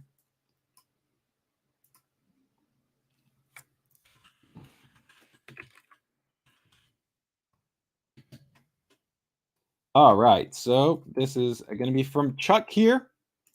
Let's take a look, guys. All right, so we've got a very cool multi-monitor surround setup. Loving the wallpaper, right? Got that ROG wallpaper vibes right there, looking pretty cool. And there we can see his system on the side. Not so much concerned right there. You can see the LED strips, but that's not that much of an issue because it's probably only really at the angle that you see them that much. Personally, for me, I tend to prefer diffused LED strips as opposed to hard LEDs where you kind of have that little bit more spotlight effect. Although sometimes it can work. It depends just on the theme of the system. I'm not always opposed to it. I just tend to favor a kind of diffused strip, but it's very clean, really well laid out. 100% Sniff, man. Fantastic build, man. All right, and here we can see we've got a little bit of an angled shot, and there you can see where you won't notice those LED strips so much right there. You see this kind of little, I would say, kind of like spotlight effect that you get. So you get these individual little dots. Some people really like that. I prefer a little bit more of a clean, kind of consistent, just one singular line of the LED. So that would probably be maybe a little bit of a change for me, but I think this still is very clean and it works well. And I will even say sometimes you don't even need to add the perimeter lighting. Sometimes actually having it be dark is kind of cool because it creates kind of a little bit more of a focal point to create contrast, right? So it gives you kind of a purpose to say, I want to look more closely at another point as opposed to pulling your eye away from something. But I like that he's tying the color theme together kind of through there, right? And here we can see a close-up shot. Let's go ahead and see what we got right here. So we've got a very nice and clean and tidy build here. from Chuck. So this is using an ROG Strix series board. Very, very popular right here. This looks like probably like the Dash F model. And then we've got our AAO mounted in my favorite spot in the top of the chassis. Rear mounted right here, no RGB, which is fine. I like that look. Actually gives you some contrast. Like you can still see the shroud right here. Nicely clean mounted GPU in that horizontal position. Nice cable combs that are bridged all down together, drooping down, coming through with the graphics card. That look good. It's always a little bit of a kind of a back and forth. Do you prefer the cables up and over the graphics card? I think both can work, but you still have that nice bold visibility for the RGB strip right there on the card. And then you got your fans all set up right there. It looks like we got one LED strip here, another LED strip right there. And then we've got one down there at the bottom. Overall, very nicely clean and done. There's nothing to criticize, I think, here. Layout's clean. It's tidy. It's well managed. Got a clean and consistent vibe to it. This is actually a lot, very much like my type of build that I would probably be doing if I was doing it myself. So, like I said, probably the only thing I would have maybe changed up might have been the way that I would have approached the LED strips, right? I think that's probably maybe something that I would have changed. And sometimes, like I like that you're getting a little bit of this color fill that comes in on the white cable, but I wonder if maybe I would have preferred to go with a fixed color in this. But I think because this color is so consistent across the LEDs that actually going with the white and having it reflect off of that makes sense. So I'm going to go with that. So let's see here. No theme for the build. It was all essentially Asus and Corsair. Overall core components, we've got Ryzen 5 5600X, a 3060 Ti Strix card, B550-F Wi-Fi board. He's got 32 gigabytes worth of memory that's in there, two 1 terabyte NVMe drives, that along with, of course, the Corsair AIO. 750 watt power supply, and then that's all running in a 5000D. And then he's got three 27-inch monitors, which are that spanned monitor configuration. Altogether, was a budget of about $3,500. He's most proud of the consistent RGB kind of settings and profile that he's got set up right there. I think it looks great. He actually thinks that he might, though, switch out the multiple monitors for one single large ultra wide. So that would be probably going to something at least like a 34 to upwards, and maybe even something like really crazy like a 49-inch or something like that if you were going to go to really big ultra wide to cover 3 monitors. How long did it take him to put together the system? Took him about a year in terms of kind of just getting together all the components. He made some changes as well as some of the general upgrades. Pretty much uses it for gaming. His favorite feature is that he does have the ability to synchronize Armoury Crate with IQ. So that is something that we have worked on. There is limited support, and it sometimes can be a little bit of a process because depending on when respective updates come out for either IQ or Armoury Crate, it can affect the interoperability. But I know that there are a lot of users in our group that do like the ability that they can at least have some level of integration between ASUS RGB-based components and Corsair-based components, right? So overall, man, thumbs up, Chuck. It's clean, it's well executed, it's functional. Overall, nice setup, man. Well done. So let's get ready to go ahead and check out our next build here. And let me see if we got any questions right there. Very cool. Couldn't be happier with my recent ROG build. Well, maybe a 3090 would be nice, as it seems to run low memory issues on 2 games. But otherwise, man, thanks so much, man, for the vote of confidence in your overall positive experience. Nice to have you as part of Team ROG, man. If you haven't shared your build, make sure to go ahead and feature it in our PCDIY group, man. Fantastic to have you rocking some nice ROG hardware.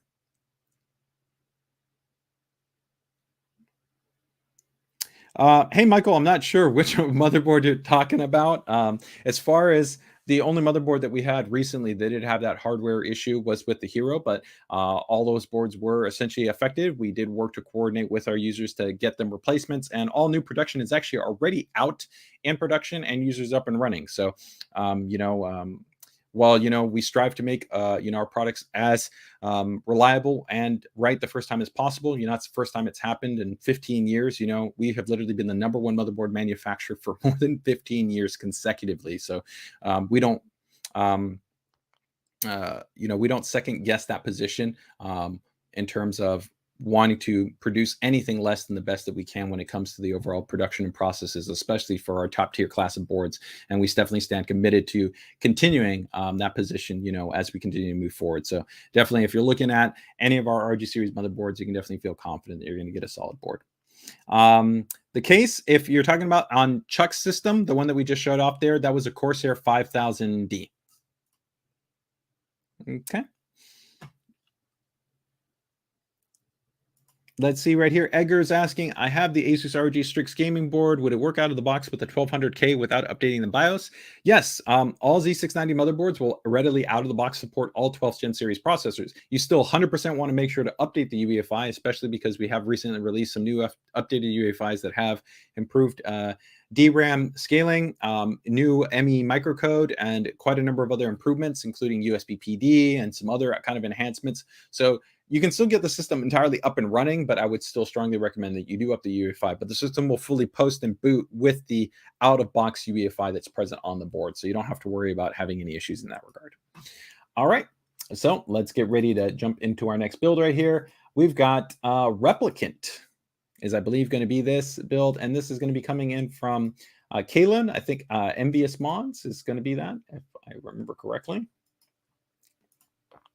So give me 1 second here, guys. Yes, that is correct. So let's go ahead and take a look right here and see what we got going on. All right, so let's see. We've got a little bit of a rear shot right here. We can see we've already got some customization going on. We've got, looks like interesting. We've got some armament customization that's on here at the top. Got a lot, looks like a lot of fabrication work. I don't know if it's 3D printing or maybe it's on some type of, maybe acrylic production that's been cut out or what we got going on, but some very cool stuff that's going on right here in terms of some aesthetics, right?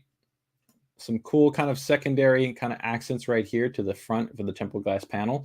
I'm liking the actual white, the black, and then the purple. Take a look on the inside. We can see that we've got some hardline builds in there, some nice black and white cables that are running in. Of course, this looks like them for the GPU. All right. Oh, all right. We can see we've got a crosshair board in there. We've got, of course, a nice high performance based block. Then we're running that right angle out over there. We do have it running over the DIMMs, but there is some kind of synchronicity right here in between the color scheme between what we've got for the coolant and then also for the color that we're running for the DIMM. So that's nice, even though we are covering it. Oh, and there we go. All right.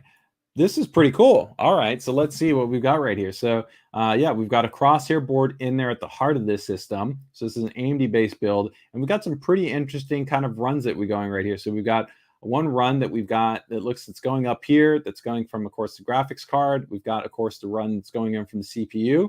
That's going in up here and up here. So it looks like, yeah, we've got, of course, multiple res and pump situation right here. So you can see that you've got two of them, right? One pump and res right here, another pump and res right there. You don't even see the radiators in terms of kind of where they're laid out, which is actually okay because I don't think you need to see radiators all the time. So that's an interesting kind of design approach in it itself.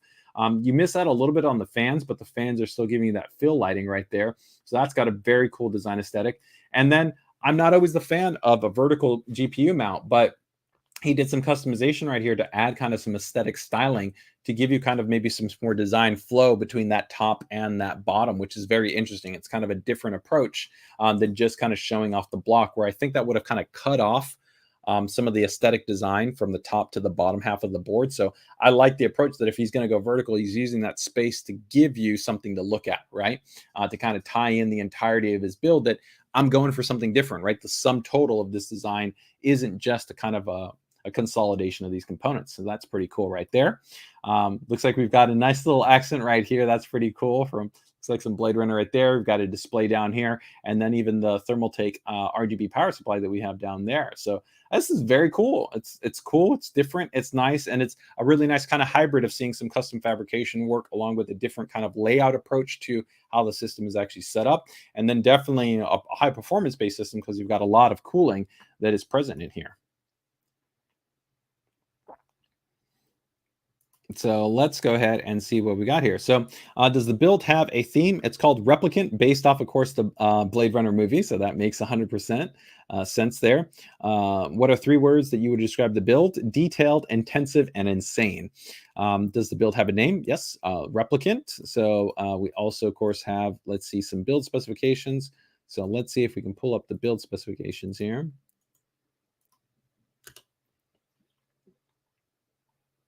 All right, so this is running a Crosshair X470 baseboard. So this is going to be the Crosshair 7, and it's at that time for a Ryzen 7 2700X. It's 32 gigabytes of memory that's in there, RGB memory. And then this is running a 1070. Now, keep in mind, it's not a current build. This is from a couple of years. I asked him to kind of submit it because I thought it was still a very cool build that I wanted to be able to show off here. We've got an M.2 base SSD, actually a PCIe SSD, which is interesting. So you don't see that because he's got it actually, I guess, behind this card. It's a PCIe based one. And then Thermaltake 850 watt power supply, and that's all inside of a Thermaltake View 37 that, of course, you've got the customization elements too. There's no budget that was defined for it. The entire project, making the backside, was also something he was really, really proud of. And I agree, it's got a very cool aesthetic. When you take a look at this, this is a really time-consuming process, and it looks really clean and well executed. And this is kind of one of the challenges that sometimes when you look at something like this, like, it doesn't seem like it's that special because it's that well pulled off. And that's where I give credit to credit due, just like what we saw with Snef's build. When you see really, really nice modding and customization that looks like it's part of the chassis, that's a testament to the builder, because it just shows the time and effort that was taken to kind of put it all together. Let's see right here. Is there anything they would change about them? Not a single thing. He poured his heart into making sure that there wasn't anything that he wasn't 100% happy with. So that's fantastic to hear. Took him about 1,000 hours. So I'm assuming that's, of course, everything from the design, the conceptualization, the fabrication, putting it all together, fit and finish, maybe redoing stuff, bends, routes, all those different things, getting everything tuned and set up. So definitely understanding that this was definitely a passion project. Do you use the system? I've actually been sitting, it's been sitting next to my daily system. Is just trying to get ready for a new place. So he's actually taking care of this and selling these systems. So I believe, actually, if you're interested in maybe picking this up, maybe reach out to them. Envious Mods, right? As far as one of his favorite features and functions, he really loves their products, but liked that the actual RGB software was easy to use. So the ROG Armory Crate software, where he was able to get it all synchronized, linked up, and being able to go ahead and get that customized. So that has definitely been a positive point for him. So overall, man, it's a really cool build. I like I said, the color scheme. I like the approach. I like the actual consistent theme, the execution. I love that you've got these nice dovetail points to kind of be able to tie them kind of together and be able to give a different vibe and look to this. So thumbs up, man. Kudos on the build and kudos on the mod. Hey, in terms of the PCI RAID controller, it wasn't a PCI RAID controller. He noted that the system was using just a PCIe add-in card. So you can actually get SSDs that install through the PCIe slot. Or sometimes you can take actually a PCIe card and then put the M.2 drive on there. So there's a couple of different kind of permutations on there. So it wasn't in terms of a RAID configuration or setup. It was just that he had running it in a PCIe slot. Hey, Overchilled. Hey, fantastic to have you here again, man. If you guys didn't check it out, make sure to check out last week's stream for a stunning, absolutely stunning build from Overchilled. Fantastic. And yeah, I would agree with Kevin, man. It's a very cool custom build. So kudos again to Envious Mods and Snef for 2 great custom builds. So let's go ahead and take a look at our next build here. I think the next one is going to be, I believe, Stormtrooper from Corey. All right, let me go ahead and get this loaded up here.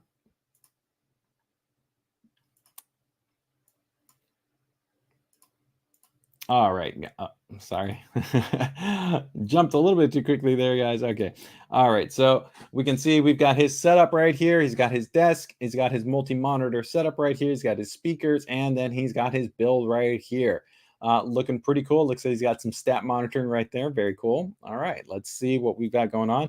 Interesting position for a sub. I wonder if that's the best spot for the sub, just because you've got that bass reverberation, which is pumping up against 2 panels right there. But it's still always nice to be able to see a discrete sub right there. And very cool that you can see your system right there next to you. All right, of course, with the front of the chassis, of course, we've got our front right here. This is always the challenge I find with stuff like the 011 and chassis like this. I love the open frame chassis that Thermaltake has here, but they don't have a strong front identity, at least for me, right? So I feel that the systems always look best from the side profile as opposed to the front, where a traditional chassis, when you look at it from the front, it has an identifiable kind of characteristic and a look and feel to it, right? But, you know, it's functional, right? We've got our front USB ports right there. You've got a little bit of a telltale sign of the coolness that's going on in the system. And it looks like we've got some thermal monitoring that he's got there through looks like a thermometer. All right, now see, this is where we're starting to see what's going on. We've got very cool use of the open frame concept, and we can already see that we're going to actually have a white theme along with some black for contrast, vertical GPU mount. Interesting. Okay. And now a better shot. Oh, interesting. All right. So let's see here. We've got, looks like this is, yeah, Z690. So this is the Maximus Formula. So it's the first time that we offered a Formula board in white. He's got some frosted tubing, which is really cool. He's got some white bits power fittings right here, which is very cool. I like the red with the white, and then alongside the black. Some very cool runs that he's done right here. This run, I can tell you, was probably quite hard in terms of doing it in this specific orientation. So it's probably took a few times, I would assume, to be able to get it right. But I do like that he went with a tight approach to maybe be able to maximize the visibility right here of the display that's on the Formula. So that's nice. Then you've got this run that comes out to the graphics card, which is vertically mounted. This is where I'm torn. The Formula has a really, really beautiful design to it. And let me see if I even have an image here of the Formula. I can show you that. Yeah. So the Formula is, yes, I do have it right here, guys. So, and let me see if I can get up his image here and layer them. Yep. All right.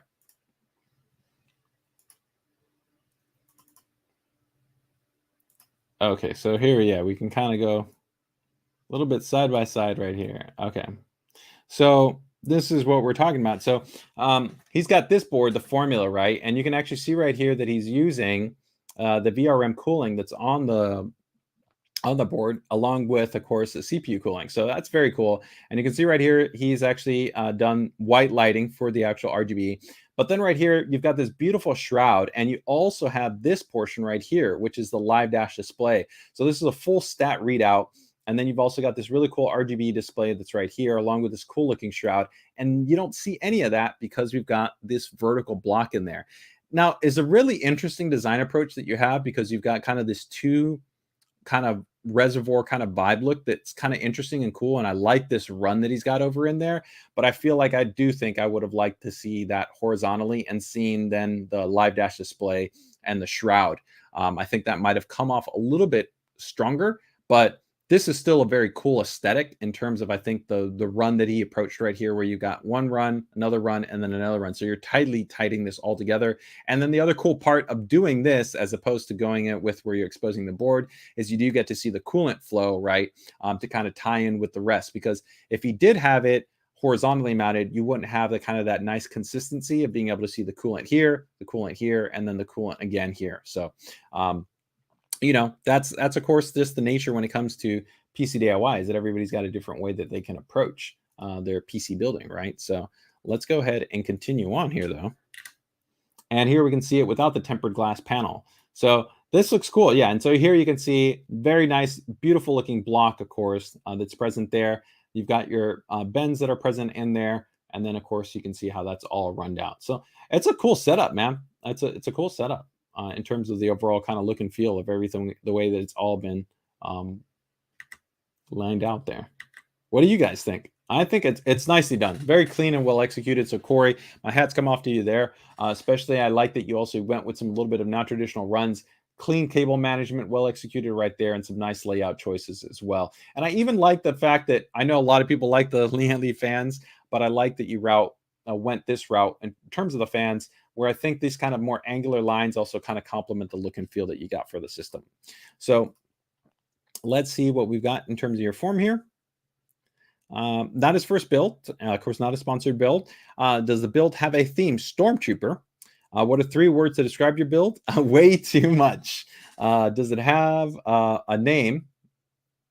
Oh, okay. So I'm sorry. There's no name. So technically, it should not even be Stormtrooper. So I should actually remove that because it should be NA. So I mistakenly put that actually Stormtrooper is the name. So it doesn't have a name. Um, let's see right here in terms of kind of the core components. So he's got a 12900K. That's on a Maximus Formula board. He's got 6,000 megahertz, 32 gigabytes of G-Skill memory that's on there. He's running a 1 terabyte M.2 and then a 2 terabyte M.2, so 3 terabytes. And those are all water cooled. Then he's got a 3090 Strix card, a white Strix card that he's gone ahead and water blocked. So that's always a little bit of a shed a tear there, right? But beautiful card, right? High performance card, works great when it's water cooled. So he's got it water cooled. That's all in a Core P5. 1600 watt power supply, definitely a lot more than you need. You could have done really just with 1,000 watt or even 1,200 watt, but 1600 watt is definitely going to get it done. And then he's got 2 monitors. Yeah, so he's got a 38-inch monitor and a 34-inch monitor. Okay, so let's see here.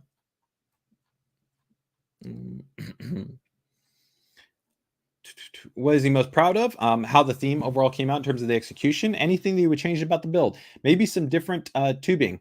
So clean and not frosted. I like the frosted. What do you guys think? I like the frosted look. I think it actually works well there. But maybe I guess if the theme was Stormtrooper, I don't know if maybe frosted. I think Stormtroopers come off more glossy and shiny. So maybe even going actually over to, yeah, like a brighter fluid or coolant, right? Or maybe even different color tubing. I mean, I think there's a couple of different ways to play around with that, right? How long did it take? A few days. Predominantly uses it for just watching TV, some crypto trading, gaming, Guardians of the Galaxy, Zero Dawn, Dying Light 2. He's a huge fan of our UEFI BIOS and just how easy it is to use. So overall, man, very cool build, nicely done, well executed. Hey, so Chris is asking, are NVMe drives still consuming PCIe lanes on motherboards? That's all based on your chipset. It doesn't really matter so much, quote unquote, on the motherboard. It's based on your chipset and how many PCI lanes you have. So an example, like on a Z690 system, which you would see here, you have the CPU has 20 lanes just from the CPU itself, right? So 4 of those lanes are specifically suited just for a drive, right? So a PCI Gen 4 drive, if it's matrix right there, that's going to automatically give you support for that, and that wouldn't take away from your graphics card. And then you have quite a number of lanes that are provided directly by the chipset. So if you want to run, let's say, another 2 drives, those would run by the chipset, and those would also not affect the GPU. So it all comes back to actually the GPU configuration and kind of matrix, right? As far, the chipset and CPU kind of configuration, because the CPU is going to provide a certain number of PCI lanes, the chipset is going to provide a number of PCI lanes. So on most of the modern boards, we're generally looking at boards that can support anywhere from 3, sometimes up to 5 M.2 based SSDs. I think M.2 is overrated. Personally, I think that a lot of people should also still be using SATA because you already have dedicated bandwidth that's provided to SATA, and for most real world situations, the effective experience is going to be the same between the two.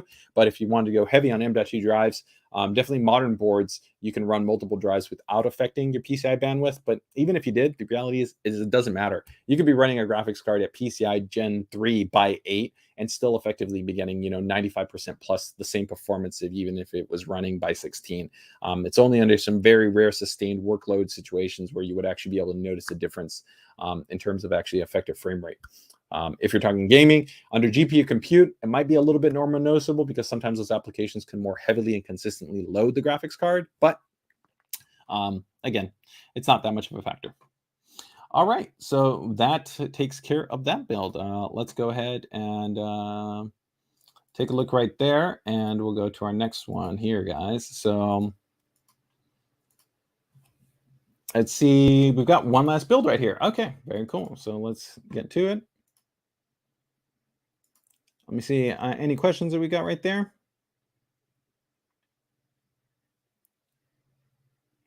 Yeah, I would agree, right? It's an interesting build, interesting choice. I still think it looks fantastic, but yeah, I mean, I think, the live DAS feature and that RGB kind of covering that in the shroud, I think is a little bit of a lost opportunity, but he makes up for it by giving you a really cool visual perspective with the way that he's done the bends and then complementing that with the vertical block, right?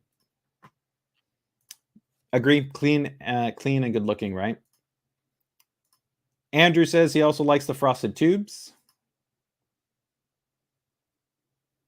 So it's not so much that I don't notice the speed difference. It's easy to benchmark, right? I mean, I can benchmark all day long. I've been benchmarking for, 20 years, right? So it's not so much that you can't easily benchmark the difference. You could benchmark Gen 3 to Gen 4 to Optane, right? Rated drives, RAM disks, all kinds of configurations. But the reality is whether or not you notice the actual differential between what you're doing, right? So applications being loaded, patches being installed, opening up photos, right? Actual real world use. And for most users, the actual performance that they're looking at, which is generally going to be a Q depth of 1, random reads and writes, the experience is actually going to be fairly similar between, let's say, something like an entry level SNN 550 to actually a PCI Gen 4 drive. Sure, the sequential performance and the IO performance is higher, but unless you're actually running a workload that benefits from that, you don't necessarily see a difference. And in some situations, because of the way that the configurations are set up in terms of relation to M.2 drives, some users actually run into more problems with setup and configuration than if they just would have used a SATA drive. So that's what I mean. So more by is that the difference isn't really that large, right? It also very much depends on the game because the way games are actually designed in terms of the way that they're rendering and pulling information from drives, most of the focus is actually leveraging cache and RAM and not necessarily drives. It's really only been recently that more drives are starting to really leverage the architecture from storage drives. It might be as we start to see direct storage more readily implemented that you get more of a performance difference specifically for gaming. But this is why actually I tell a lot of people when you're talking about picking out drives for a system that something like an SN550 class drive is really more than enough for most general users. But of course, the faster, the better. But if you also really are interested in response and performance, I'm still a big fan of Optane, which really still is the leader if you're talking about performance resonant to application performance, right? All right, so let's go ahead and take a look at our last build right here.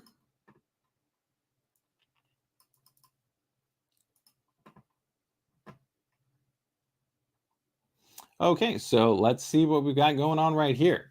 Interesting. So we've got a very different approach right here, guys. We've got a system where we've got the radiators externally mounted. So actually, I've done this in the past with a couple of my builds.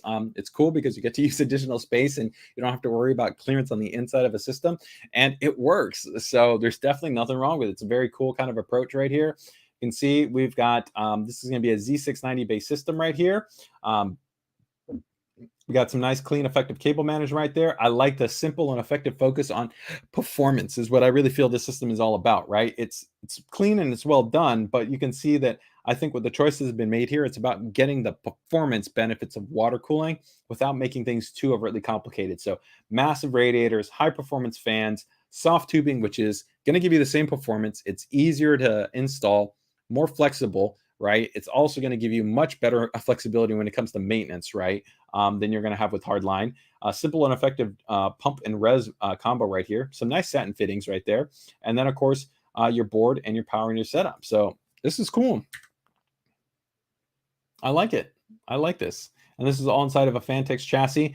You can see that here you pretty much just threw away. Hey, I don't even care. I'm not going to go and worry about any front panels. This is about performance right here, right? So that's kind of cool. But it's got a cool vibe to it. Actually, I kind of like that, right? That you don't have like a front facade or anything right here. It's like this is built because I want to be able to have outstanding clock performance, cool temperatures, and a great system in terms of the overall performance, right? So it's a great way of really kind of focusing on maximizing the capabilities of the board, the CPU, and your water cooling, but not necessarily having to be like it needs to look a specific way. Although I don't think it actually looks bad either. So very nice block, some cool angles and fittings. That satin look along with the black tubing, I think looks actually quite nice right there.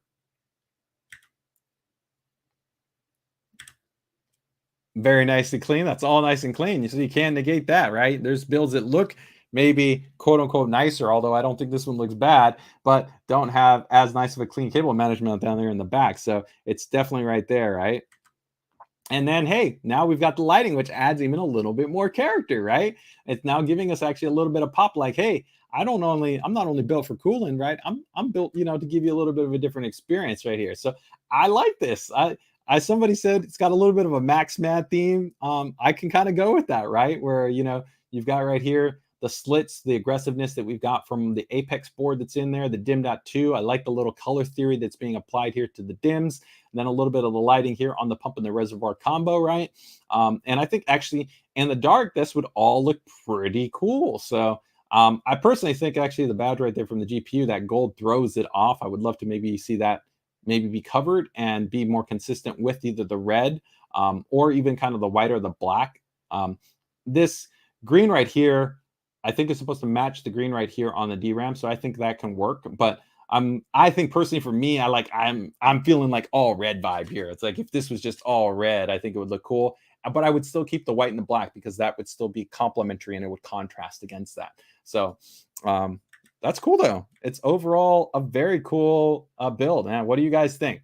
I think it's cool. I like this. This is also actually kind of me approach where it's like, you know, form meets function, but it's also got a kind of cool aesthetic to it, right? So let's go ahead and take a look here and see our submission form. All right, so give me 1 second here to open up the submission form, guys.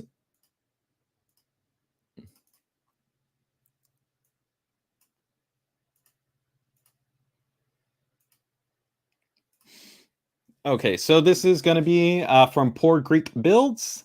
All right, and does the build have a theme? Actually, somebody said Mad Max, maybe. Okay, there you go. 3 words to describe the build: cold, janky, and unusual. I definitely wouldn't call it janky. With premium hardware like that, there's nothing janky about it. And the fit and actually execution is very well done. So again, I don't think it qualifies as janky, but I think cold and maybe unusual apply there, but I definitely wouldn't call it janky because I think it's actually pretty cool and it's definitely well executed, right? You know, the cable routing's well done. It's all clean and functional. There's no kind of things that go like, man, that's just weird, right? Like janky to me would be using different fittings, right? Different size tubing, right? You'd have exposed cables, right? It all works, but you know, it's a bit janky. And this is definitely not janky in my opinion. So does the build have a name? Vandalized Evolve X. So we've got a 12900K in there, along with a Z690 Apex board, 6000 megahertz DDR5 from G-Skill. He's got that tightened up with running some tighter timings. A 3080 card that's water cooled on there, 1000-watt power supply, all EK loop that's in there as far as kind of all the key items for the loop. And then from there on the block, he's got the heat killer block in there, the Pro block, and then a 981 terabyte NVMe drive, about $6,000 for the actual build overall together. What is he most proud of? The cooling capacity and the way that the ZMD tubes and fittings are situated, which I would agree. The tubing is really nicely done. It's got some character to it. It's got some cool feel. I even like that he gave us, you know, nice runs here to be able to kind of see visibility items, right? Like we can still see the ROG Eye. We're not obstructing this little zone right here. So you get that little nice visibility, right? And it gives you the character and the distinguishing elements of that I said, like soft tubing is more practical, it's easier, it gives you the same performance, it's better for maintenance, but it also has flexibility in doing things that can be a lot more challenging in terms of just run layout than you would if you were trying to do things with hard tubing, right? Is there anything that you would change about the build? Maybe upgrading to a higher performing GPU that has a higher power limit, right? How long did it take him to put together the system? About 1 day. And he just put it together with items that he had laying around. I'm assuming laying around would probably mean the water cooling hardware, not necessarily the new 12th gen based hardware, right? Overclocking, what's he mainly use this info for? Overclocking pursuits in games like Valorant, CSGO, and Battlefield, which definitely makes sense because those games, very high frequency IPC, pushing the system is really going to give you the highest frame rate. So I'm assuming he's probably also got a ultra high refresh rate monitor, you know, 280 hertz, 360 hertz. He's looking for super fast gaming performance, low latency, motion clarity, and really strong, consistent frame rate performance, right? He's a big fan of the ASUS AI overclocking feature that we have within our UEFI, and the hardware functionality enables that. It's great to be able to get a high performing, easy, and effective daily overclock without having, you know, really any knowledge at all. And he is also a big fan of a lot of the other overclocking features and functions that come with the Apex board. So Apex board comes with tons of specialized overclocking features like differential dye sense voltage monitoring, the voltage technician add-in card, right? A really deep and extensive UEFI BIOS for a lot of tweaking and tuning with specialized presets and so much more, right? It's really built for kind of the tweakers and tuners out there. Overall, man, kudos, George. Fantastic. Poor Greek builds. This gets a thumbs up from me. I like it. let's see. It's only janky on the outside is what we got. Um, Functional with a don't care attitude. Stripped to the bone and filled with the hardware, right? I definitely agree with that. Um, I like that. Yes, you can see the skills and not the jank, right?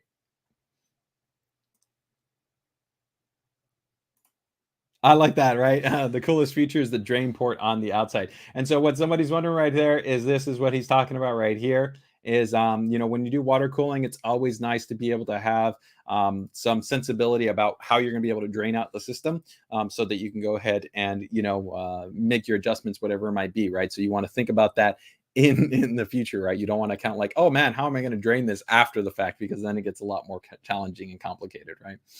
All right, guys. So that wraps up the PC DIY Builder Spotlight. Overall, fantastic submissions. Thank you guys so much for submitting your guys' builds. And again, if anybody wants to make sure to submit their builds for the PC DIY Builder Spotlight, then make sure to let me know. Another cool thing is that moving forward, we're actually going to be adding in a couple of little things to the Spotlight in the future. So many of our users, they show off a lot of the great hardware that they recently picking up as they're getting ready to do builds and upgrades. It's hashtag latest ASUS hardware I picked up right in the group. So we're going to be calling out a couple of cool pickups that people do on occasion. So this could be ranging from your latest monitor, your graphics card, to your motherboard, to whatever it might be. So we're going to add that. We're actually going to add an overclocking spotlight in there. So for those of you who actually want to be able to showcase what you've done, whether it's tweaking and tuning your CPU, your DRAM, whether it's taking advantage of PBO, dynamic OC switcher, ASUS AISC, or whatever it might be, we're going to showcase a couple of little cool overclocks, and then also give that as an opportunity to maybe be able to give you some better insights into understanding, how you can approach overclocking, right? How you can tweak and tune a system, how you, keep things in mind, whether you're talking about load light calibrations, whether you're talking about VF curves, whether you're talking about adaptive voltages versus manual voltages, static voltages, or per core overclocking versus all core overclocking, right? We'll use that as an opportunity to be able to do some stuff like that. And there'll be a couple of other things that we'll also be posting about in the group for some future spotlight selections as that goes too. So make sure to go ahead and keep that in mind for the future. So with that, guys, take care, take it easy, and enjoy the rest of your day, and best of luck with your builds. Stay safe, stay healthy, and have a good weekend.